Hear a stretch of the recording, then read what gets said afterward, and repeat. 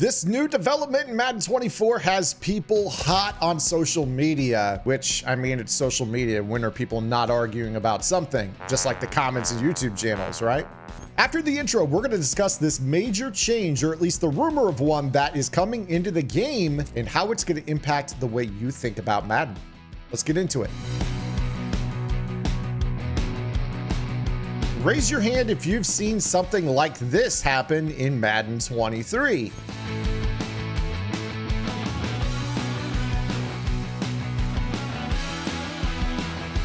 Me. There shouldn't be a single one of you in the comment section that did not raise their hand. So what we're talking about is abilities in Madden 23 and how they're going to shift potentially, and what that might look like in Madden 24. As you guys know, one of the biggest topics of the years has been how abilities, quote unquote, killed the game. You've heard this spoken by players that spent the years prior to abilities saying that the game is too RNG heavy, it's not consistent enough. Bro, this is insanity.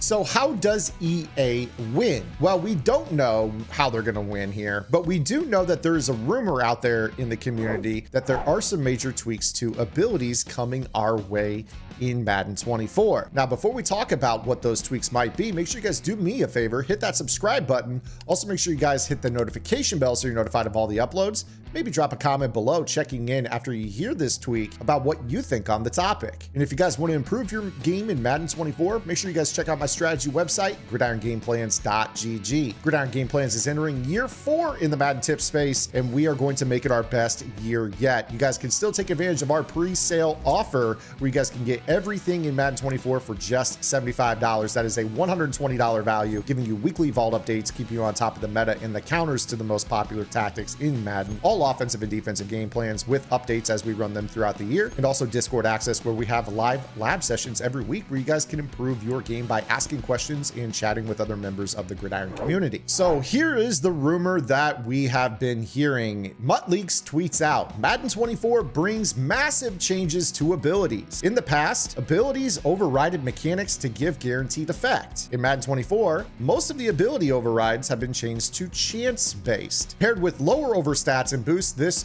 should bring a more organic gameplay experience. Maybe.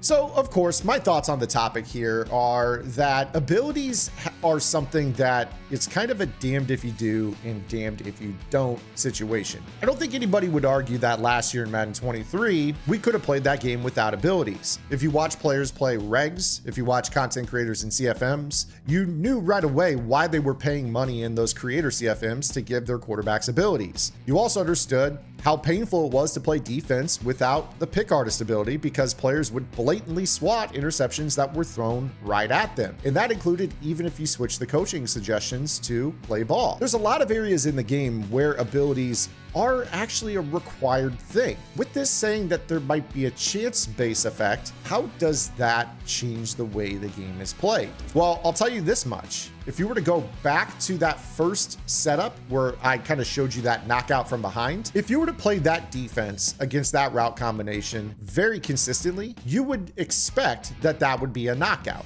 And for many this year, the knockouts were a big deal. Quite annoying because you would argue that that guy had a step and a half. That should be something that is caught and rewarded to the offense. I'm inclined to agree with that statement, but that doesn't necessarily mean that giving a chance-based effect to these abilities is going to be good across the board. While rewarding the offense far more based off of positional advantage and having a step and a half is going to be great, having a lower chance, or basically another way of saying it is a chance at catching that ball, even if they have a knockout, a lot of players are going to be left saying, I paid for that ability. What does it do? Does it do anything? Now, in the knockout realm, that's one argument. Let me take you over to an example of an ability that I think a lot of players will be very upset if they're putting abilities on their players and they're not catching the football. We talk about all the time, Madden is a game where if you're playing a good opponent, they're only going to make 1 or 2 mistakes a game, right? Well, if you have pick artists and they throw the ball to you as a defender and your guy instead swats it down because there is a chance-based opportunity for them to not catch the ball and instead do something else, you're going to be left saying, I paid for that ability. Areas where maybe it's going to be better would include pass rushing abilities. Last year, we knew early and often that if you had Edge Threat Elite on a player, there was basically a 100% chance, even if they were going up against somebody with 99 pass block, that they would beat that player. Making ratings matter more in this instance is going to be important, because if you do have a 99 rated pass blocker, should you have to put Secure Protector on them to make them actually do their job? And of course, we also knew that Secure Protector last year did a lot more than just hold pass blocks. It actually helped in the run game as well, run stopping abilities, including inside stuff and no outsiders or other abilities in the game, such as Out of My Way. I'm not here to tell you that one answer is better than the other. I'm here to tell you that, simply put, I think what you're going to hear a lot of players saying this year is that the game feels a little bit more RNG. And if you guys struggle with that idea of random number generation being a big part of Madden, you've identified what is going to be considered a skill gap. Now, I know what you're saying. How can random number generation be a skill gap? It isn't.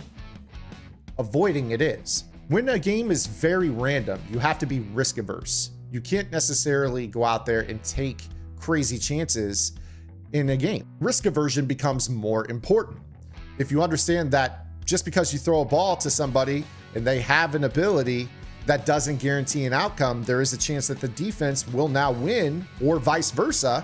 That's something you now have to consider. If you understand that just because you put Edge Threat Elite on your player, that he is going to maybe receive a little bit of a boost to his pass rush ability, that's another thing that you have to consider as well. So instead of relying on abilities such as a pass rush ability and just rushing 3 or 4, maybe now you have to work in blitzes. That's a way of thinking around those types of things. A good example of a situation where you say, well, what does that look like in Madden 23 would be the glowing running backs. We all know that those X Factors basically said that it was kind of a guaranteed broken tackle animation, right? Well, we saw a fair amount of times that tackle battles would occur, or they would actually just get solo tackled altogether when not being tackled by a player that didn't have secure tackler. I think that that is an idea or an example that could kind of help you guys understand what chance base means.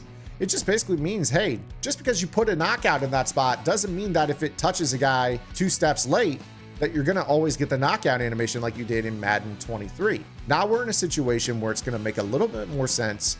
Open receivers will be more open. Of course, we're talking about rack animations being improved in Madden this year as well. And that the way that you think about how you play Madden 24 is going to change significantly from Madden 23. Maybe a little bit more so towards your decision making in the way that you process reads on the fly, becoming a little bit more forefront versus setting up a defense that is so reliant on knockouts at every position and putting less stress on your user.